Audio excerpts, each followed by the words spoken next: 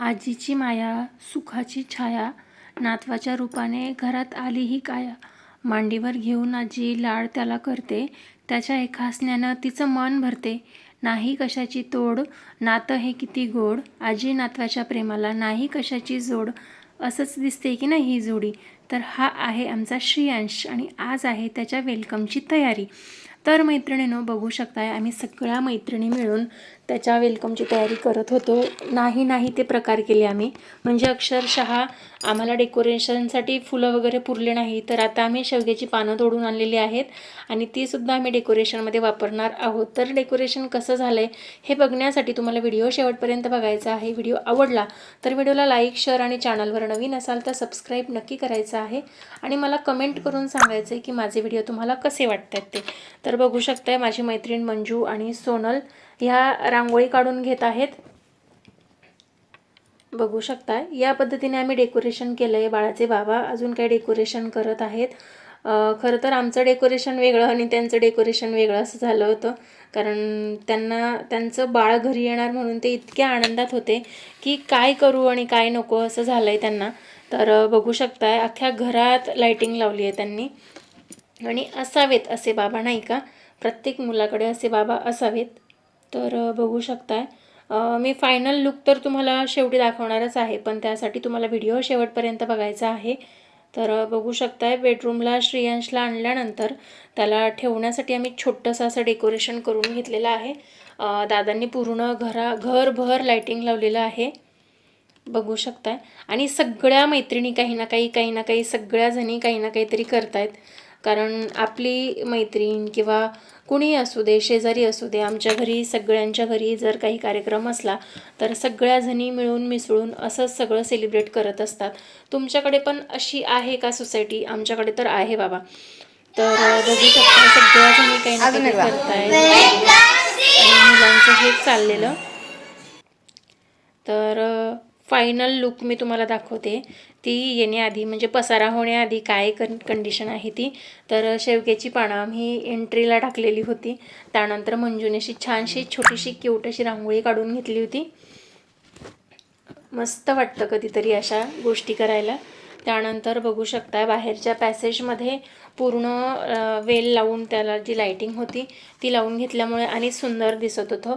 उंबरठ्यावरती मी छोटेसं हळदीचं लेपन करून छोटीशी रांगोळी काढून घेतली आहे. त्यानंतर पूर्ण बेडरूमपर्यंत जायच्या वाटेवरती फुलं पेरलेली आहेत. खरंच खूप सुंदर आणि छान वाटतं अशावेळी. बघू शकता अगदीच मस्त दिसतंय. त्यानंतर भारतीताईंनी देवघरापुढे अतिशय सुंदर सुबक मस्त क्यूट अशी रांगोळी काढून घेतलेली होती. म्हणजे अक्षरशः प्रत्येकीने काही ना काहीतरी केलेलं होतं. त्यामुळे जे काम आपण करतो त्यात मैत्रिणींची मदत असेल तर त्यावेळेस ते अजूनच छान सुंदर वाटतं. तर दादांनी एवढी सगळी लाईटिंग लावून घेतलेली आहे, बघू शकताय. आणि बेडरूममध्ये एंट्रीसाठी स्टार वगैरे लावून आम्ही पूर्ण फुलांचं डेकोरेशन करून अतिशय सुंदर दिसत होतं. पूर्ण गुलाबाच्या पाकळ्यांचं हार्ट बनवलं होतं. त्यानंतर जे वेलकम बेबी किट मिळतं तर ते आणलेलं होतं. बघू शकताय कधी कधी असं वाटतं की आपली मुलं लहान होती तेव्हा हे का नव्हतं, किंवा आपल्या वेळेस हे सगळं आपल्या आईवडिलांनी केलं असेल का, किंवा म्हणजे खरं तर मला असं वाटतं की त्यावेळेस मुली होणं म्हणजे पहिली मुलगी त्यापेक्षा मुलगा असता तरी या गोष्टीमध्ये जास्त आनंद असतो. पण केलं असेल कदाचित, कारण आमच्या वडिलांनी कधी आमच्यामध्ये भेदभाव नव्हता केला. एवढं डेकोरेशन नसेल केलं पण लाड तरी नक्कीच केले असतील. तर बघू शकताय आमचा श्रेयांश आलेला आहे. त्याच्या स्वागताची मस्त सुंदर अशी तयारी झालेली आहे. तर बघा तुम्ही आम्ही पुढे काय काय करतो ते. त्यानंतर मग त्याला ओवाळण्यासाठी 5 सुवासनी बोलवलेल्या होत्या. त्यांनाही त्याला ओवाळायचं होतं आणि तो पहिल्यांदाच 5 महिन्यानंतर सगळ्यांना भेटणार होता. त्यामुळे तो एक आनंद वेगळाच होता. आपल्या घरी जेव्हा असं लहान बाळ कुणीतरी येणार असतं, लाडोबा येणार असतो आपला, तेव्हा सगळ्यांनाच आनंद होतो, नाही का. तर बघू शकता सगळ्यात आधी माझी मैत्रीण मंजू ओवाळून घेते आणि सगळेच अगदी असे वाट बघत होते असं झालंय.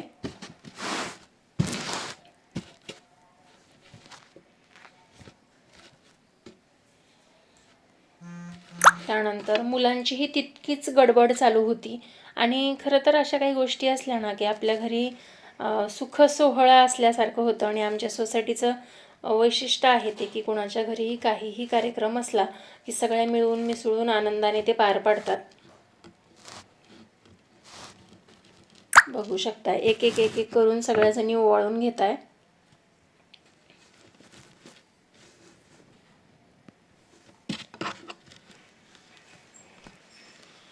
अजून काही डेकोरेशनच्या आयडिया असतील तर मला कमेंट करून नक्कीच सांगा, म्हणजे नंतर कुणाचं वेलकम करायचं असेल तर ते उपयोगी येईल.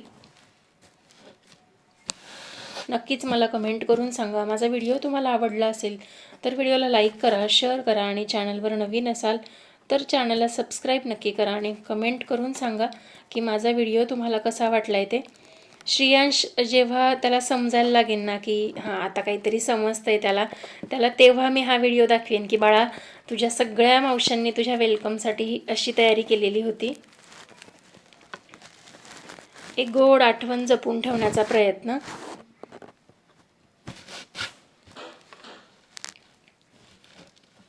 त्यानंतर मग त्याचे पाय उमटून घेण्यासाठी दादांनी खूप सुंदर असा रुमाल आणलेला होता आणि त्यावरती मस्त कुंकवाचे पाय उमटून घेतले त्याचे. खरंच खूप सुंदर. आणि तो इतका शांत आहे ना की अजिबात रडत नाही, काही नाही, त्रास देत नाही. पण बाळाला कोणी दृष्ट लावू नका बरं का.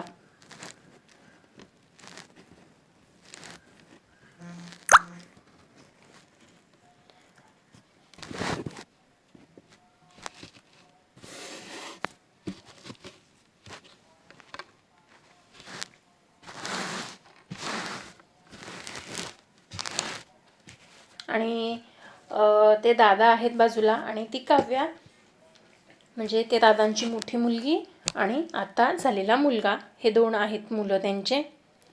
तर खूप हॅप्पी टाईम होता, खूप आनंदाचा क्षण होता आणि सगळे आनंदात सामील झाले होते. या गोष्टीचा खरंच खूप आनंद होतो, छान वाटतं.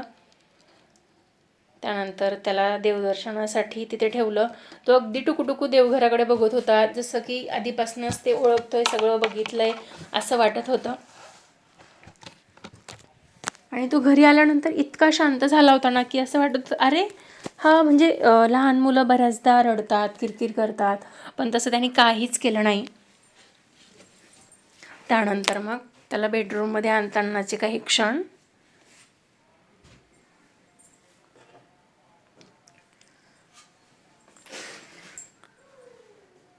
तर मैत्रिणींनो, आत्तापर्यंतचा व्हिडिओ बघून तुम्हाला कसं वाटलं आहे हे मला कमेंट करून नक्कीच सांगा.